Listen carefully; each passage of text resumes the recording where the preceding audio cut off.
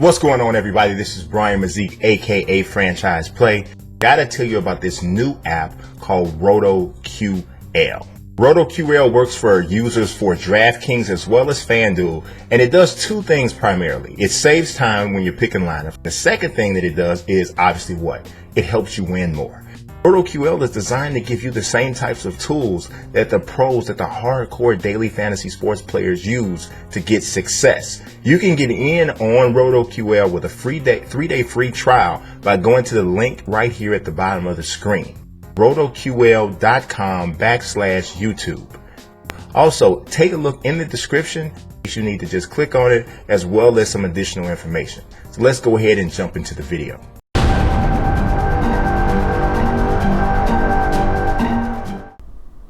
Nice guys and girls don't always finish last in MMA, but they're almost always underappreciated.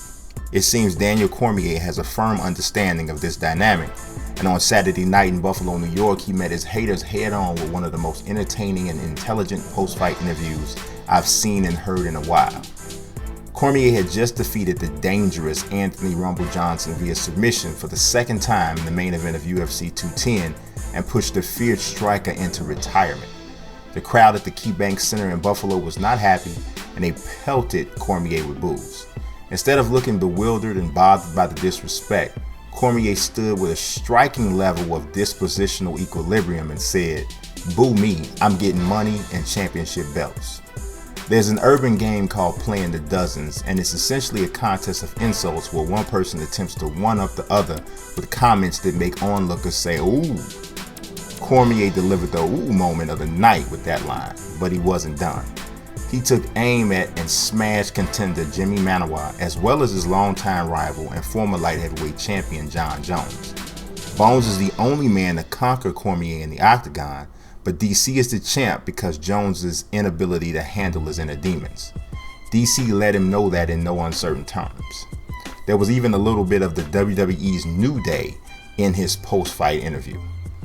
Now you just take a look at the fighters with the most drawing power in the UFC, Conor McGregor and Ronda Rousey.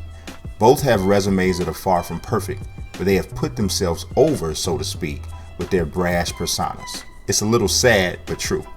Cormier, by most accounts, is one of the nicest people you'll meet in MMA. Aside from one loss to Jones, arguably the greatest of all time, all he's ever done is win. He's 19-1 in his MMA career. Yet, he is one of the most disrespected champions in the UFC. Fans desperately wanted to see Rumble and Jones battle, despite the fact that Cormier had already proven himself to be superior to Rumble. As Johnson tapped out for the second time, even UFC announcer Joe Rogan sounded a little bummed that the boring Cormier was still the man to beat at 205 pounds.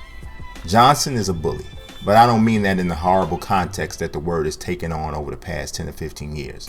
I'm referring only to his octagon fighting style. As long as he's on the attack and getting the better of an opponent, he's the scariest man in the sport. However, the moment he meets someone who is not only willing but capable of fighting him back and gaining an edge, Johnson crumbles like a brick wall that turns out to be made of wallpaper. Johnson's plan A is stellar, and most fighters aren't able to withstand the onslaught, but Cormier is not most fighters. Even I doubted him in this fight. Like many others, I underestimated him. Yes, he's an amazing wrestler with good hands, but he is cut from a different cloth emotionally. Cormier should be in M. Night Shyamalan's next film because the guy is mentally unbreakable in the octagon. After Cormier went all WWE on his haters, he may not be feeling as much heat in the near future. After he delivered the aforementioned signature lines, the boos began to subside, and that just gave Cormier the platform to complete his promo.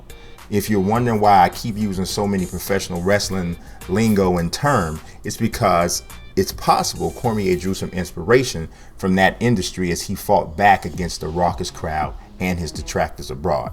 Even Seth Rollins shouted him out on Twitter after the victory. Cormier is a huge wrestling fan, and it seems he's always had this side to his personality, but he's kept it buried. Perhaps the years of disrespect is what pulled it out of him. In any case, it's the perfect professional sports counter for blind and egregious hate. Just stop caring. Maybe the WWE should take notes and allow Roman Reigns to adopt a similar strategy. If you think Cormier has it tough, it's nothing compared to the venom that WWE fans spew at Reigns. This new layer could wind up being lucrative for Cormier. It seems he's headed for a fight with Manawa in July and perhaps a bout against Jones later in the year, if not early 2018. If he's willing to continue to meet the malice head on with more witty and charismatic responses, he'll only help the promotion and his financial take from the fights.